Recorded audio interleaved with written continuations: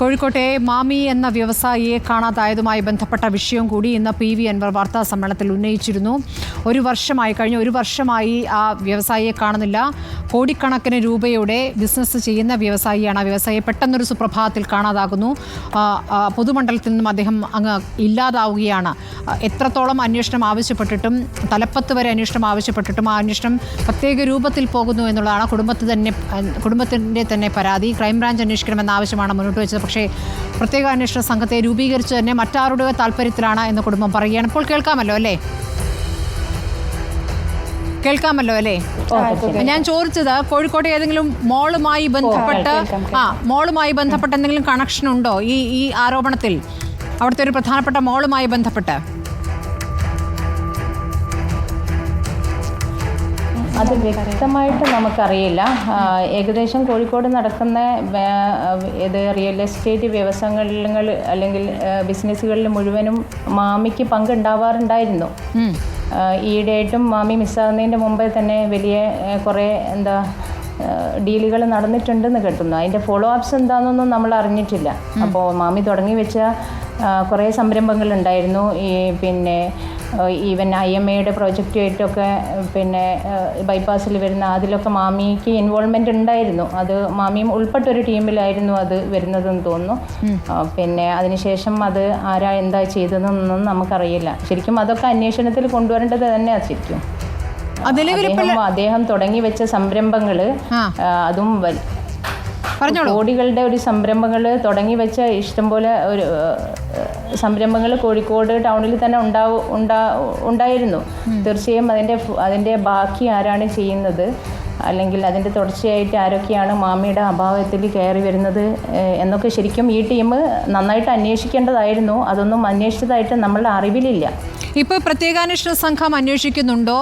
അന്വേഷണത്തിൻ്റെ മുന്നോട്ട് പോക്കിൽ കൃത്യമായി നിങ്ങളെ കാര്യങ്ങൾ അറിയിക്കുന്നുണ്ടോ? ഒന്നുമില്ല. നമ്മൾ അന്വേഷിച്ച സമയത്ത് ഗ്രൗണ്ട് ലെവലിലെ അന്വേഷണങ്ങളാണ് നടക്കുന്നത് എന്നല്ലാതെ ഒരു അപ്ഡേറ്റ്സും നമ്മൾ ഫാമിലിക്ക് ഇതുവരെ കിട്ടിയിട്ടില്ല. അപ്പോൾ ഈ അന്വേഷണ സംഘം വേറെ ആർക്കാണോ വിവരങ്ങൾ നൽകുന്നത്? പക്ഷേ ഗ്രൗണ്ട് ആണ്. നമ്മൾ പല വിവരങ്ങളും പുറത്ത് വെച്ചിട്ട് കേൾക്കുന്നുണ്ട്, ആരെങ്കിലും പറഞ്ഞു കേൾക്കുന്നുണ്ട് എന്നല്ലാതെ നമുക്ക് ഈ ടീം ഒരിക്കലും ഒരു വിവരവും ഈ പുതിയ അന്വേഷണ ടീം തന്നിട്ടില്ല. അപ്പോൾ ആർക്കാണ് ഇവർ വിവരങ്ങൾ കൊടുക്കുന്നത്? അത് നിങ്ങൾ അന്വേഷിച്ചിട്ടുണ്ടാവുമല്ലോ. മലപ്പുറം SP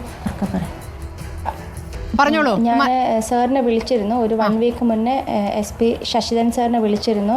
അപ്പോൾ സാറ് പറഞ്ഞത് ഗ്രൗണ്ട് ലെവൽ അന്വേഷണമാണ് നടക്കുന്നത്, ഇനിയും സമയം വേണമെന്നാണ് അവർ പറയുന്നത്. ഇപ്പം 1 കൊല്ലമായി, നമുക്ക് വെയിറ്റ് ചെയ്യാൻ പറ്റില്ല. ഇപ്പം എന്താ പറ്റിയെന്ന് നമ്മൾ അറിയണം. പിന്നെ അത് മാത്രമല്ല, കഴിഞ്ഞ ഒരു ജിജോ സാർ അന്വേഷിച്ചതിൻ്റെ ശേഷം ജിജോ സാറാണ് അന്വേഷിച്ചിരുന്നത് കേസ്. അപ്പോൾ ജിജോ സാർ പറഞ്ഞിട്ടുണ്ടായിരുന്നു നമ്മളോട്, ഇത് പോലീസിൻ്റെ സൈഡിൽ നിന്നുള്ള ഒരു ഗോൾഡൻ ഹവേഴ്സ് അവർക്ക് മിസ്സായി.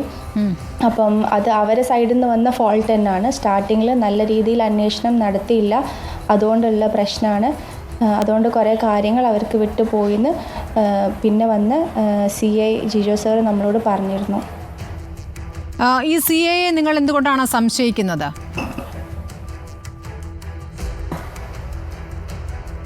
നമ്മൾ സംശയിക്കുന്നത് കുറേ കാര്യങ്ങൾ നമുക്ക് അവിടെ പോകുന്ന സമയത്തൊന്നും നമുക്ക് വ്യക്തമായിട്ടുള്ള ഈ ജിജോ സാർ നമുക്ക് കാര്യങ്ങളൊക്കെ പറഞ്ഞു തന്നിരുന്നു. പക്ഷേ അവർക്ക് തെളിവുകളൊന്നും കിട്ടുന്നില്ല എന്ന് പറയുന്നത് നമുക്ക് ബിലീവ് ചെയ്യാൻ പറ്റില്ല. കാരണം അത്രയും കോഴിക്കോടിൻ്റെ സെൻറ്ററിൽ നിന്നാണ് ഒരാൾ മിസ്സായത്. എന്നിട്ട് തലക്കുളത്തൂർ പിന്നെയും അയാളെ ലൊക്കേഷൻ കാണിച്ചെന്ന് പറയുന്നുണ്ട്. പക്ഷെ എന്നിട്ടും ഒരു തെളിവും നമുക്ക് ഇതുവരെ തരുന്നില്ല എന്ന് പറയുന്നത് നമുക്ക് വിശ്വസിക്കാൻ പറ്റുന്നില്ല. കാരണം നമുക്കറിയാം കേരള പോലീസ് എങ്ങനെയാണെന്ന്. അവർ അത്രയും എഫിഷ്യൻ്റായിട്ട് വർക്ക് ചെയ്യുന്നതാണ്. കുറേ കേസുകൾ ഈ അടുത്ത് അവർ തെളിയിച്ചിട്ടുണ്ട്. അത്രയും ഔട്ട്സ്റ്റാൻഡിംഗ് ആയിട്ട് അവർ കാര്യങ്ങൾ ചെയ്തിട്ടുണ്ട്. പക്ഷെ എന്താ നമ്മളെ കേസിൽ അത് നമുക്ക് കിട്ടാത്തത്? അതാണ് നമ്മളെ വിഷമം.